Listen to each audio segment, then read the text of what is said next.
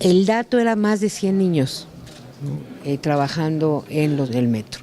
El otro dato importante es que estos niños, el 80% no son, no habitan en la Ciudad de México, sino vienen de los municipios conurbados. El otro dato, naturalmente, es que son niños que no tienen acceso a la educación, que están básicamente en el metro y en los alrededor del metro.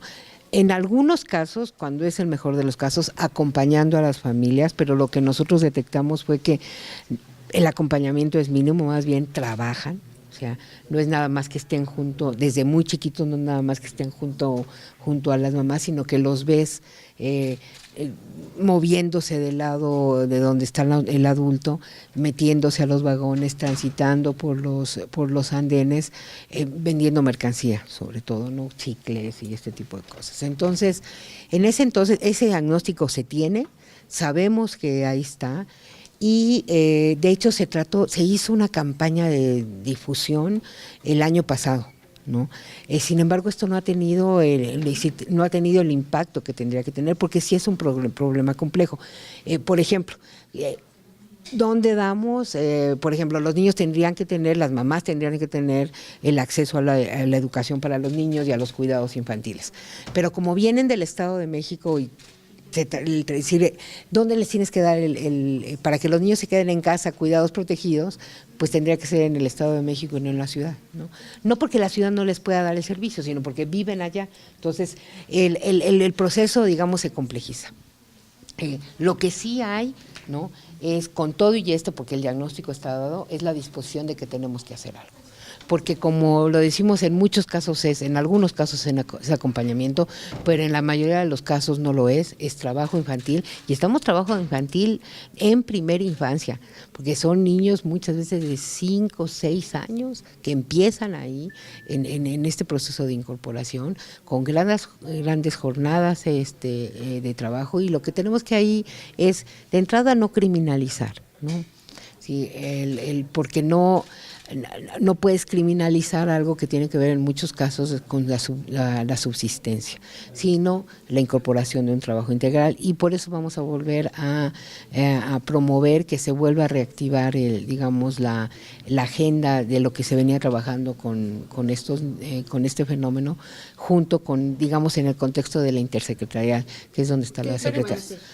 Pues de entrada reactivarlo, porque no hemos tenido convocatoria al comité, ¿no? Pero pues reactivar que haya convocatoria para volver a retomar el tema. Pero en este acuerdo no está contemplada la identificación o la búsqueda de niños de explotación infantil, vamos, en el metro. En el metro no, así de ese no, está básicamente los que están ahí, que ya están, no, que están generalmente, es comercio con las familias, generalmente en cuadros. No te encuentras, en la mayoría de los casos, lo que se detectó en el diagnóstico no son niños no acompañados, son niños acompañados. Lo que pasa en el metro es que tú puedes ver en una estación que quizás están solos, pero luego se regresan a la otra estación donde está la familia.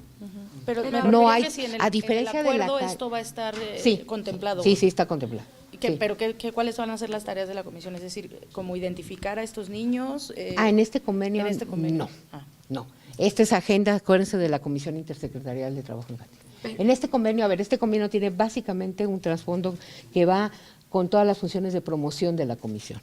Es decir, nosotros decimos, vamos a plantear elementos de educación, de difusión y de promoción de derechos humanos, en donde pensamos que el metro es un espacio ideal para alcanzar a las personas. Pero entonces, ¿van a erradicar el trabajo infantil dentro del metro?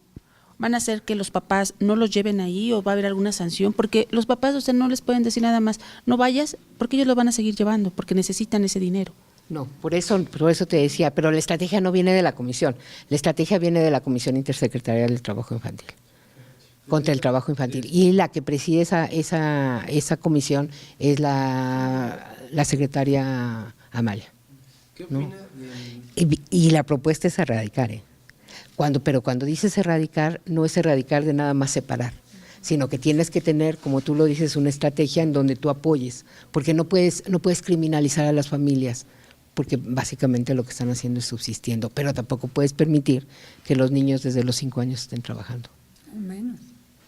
¿Qué opina del caso de donde la Procuraduría inculpó a un joven colombiano que se llama Axel Arenas? Dijo el jefe de gobierno pues que le iban a ofrecer una disculpa. ¿Es suficiente con ofrecer una disculpa? ¿Qué opina usted de la actuación y de los procedimientos de la Procuraduría capitalina? De entrada, pues aquí se evidencia que hay una revisión de lo que tú realizas como el levantamiento. El caso no ha llegado aquí. Él no se ha quejado, no ha emitido ninguna queja en la Comisión de Derechos Humanos al respecto. Él está siguiendo su proceso, no con la participación de la comisión, ¿no? Si él solicita, y ese es con lo que él siente que está reparado su daño, que la disculpa pública es suficiente, básicamente es la víctima también quien lo está solicitando. Nosotros, como te digo, como no tenemos el caso radicado aquí porque no ha presentado ninguna queja, no le estamos, nuestra opinión básicamente es que si él piensa que la reparación del daño se da en ese sentido y él está satisfecho, está bien. Con el nuevo sistema de justicia penal, ¿no hay riesgo de que se estén creando culpables y que muchos pues no tengan que estar encarcelados porque no cuentan con los recursos para un abogado o no tienen la fama de este actor, por ejemplo? No, a ver, el nuevo sistema, yo creo que es al contrario. El problema que tenemos ahorita con el nuevo sistema es que todavía la falta de capacitación al primer contacto, lo que implica es que en cuestiones en donde sí tendrías que perseguir el delito, no tienes los elementos para perseguirlo, y entonces los jueces tienen un procedimiento en donde hay gente que se está quedando sin recibir proceso. Este es otro caso. Este es un caso de los muchos que también aquí en la comisión tenemos, en donde la integración de la carpeta de investigación y los procesos fallaron, ¿no? Entonces, si no forma parte de lo del sistema, no está ligado a eso, está ligado a deficiencias en cómo integras la carpeta de investigación. ¿Tienen más casos ustedes ya documentados de este tipo? De que no estén muchísimos. O sea, no sé el número, si quieres… Hilda, el porcentaje de casos, ¿cuántos casos tenemos ahorita, por lo menos en porcentaje abiertos con problemas problemas en la integración de la carpeta de investigación? No, pues es un número. Yo creo que forma parte del 70%, 70% de los casos que tenemos tienen que ver con eso. Y entonces quiere decir que esos encarcelan a las personas sin ni siquiera contar con las pruebas suficientes. No, quiere decir que hay unas fallas, es un proceso general, hay fallas en la integración, que es esto en términos generales lo que pasa en este proceso. ¿De oficio no investigan estas cosas ustedes? De oficio dependiendo, tengamos claro, ustedes están aquí en una cosa que es la Comisión de Derechos Humanos, que es la Defensoría del Pueblo. Sí. Aquí nuestra mayor dedicación es a la gente que no tiene los recursos para tener quien la defienda.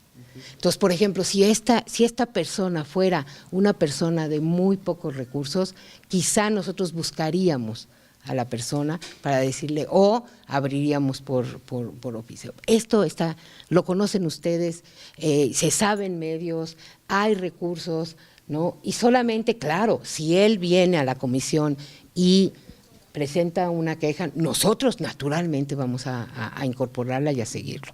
Mientras tanto hay un criterio en términos de si él no está viniendo aquí es porque tiene abogados, recursos, medios y los medios con él. Pero no es un riesgo que esté mal integrada las carpetas de investigación, claro. Porque también la gente que es peligrosa puede salir a las comisiones. Exactamente. ¿No? Ahora, no todas derivan en lo que tú dices, o sea, no todas derivan en que haya gente inocente afuera o gente inocente adentro, no, básicamente deriva de cómo mejoramos los procesos exactamente para proceder en términos de la justicia, ¿no? ¿Qué le dice usted que el 70% de las carpetas, de las quejas que llegan acá sean por investigaciones mal hechas? ¿Qué le dice usted de la Procuraduría, de las indagatorias? Es que no nada más es la Procuraduría, si tenemos que ver un sistema que tenemos que mejorar en su conjunto, ¿no? Porque la carpeta no es nada más la carpeta se alimenta de procedimientos, entonces hay procedimientos y eso es lo que cuidamos y tenemos que trabajar, ¿no? Es procedimientos que van desde cómo estás asumiendo las pruebas, cómo tú detectas y tienes y vas alimentando lo que se puede configurar en un delito o no delito, ¿no? Pero no nada más es la Procuraduría, digamos, es todo el sistema y para eso estamos. Yo creo que aquí finalmente lo que nos dice es el llamado tenemos que seguir mejorando en cómo integramos y nosotros tenemos que seguir vigilando en que eso se haga bien.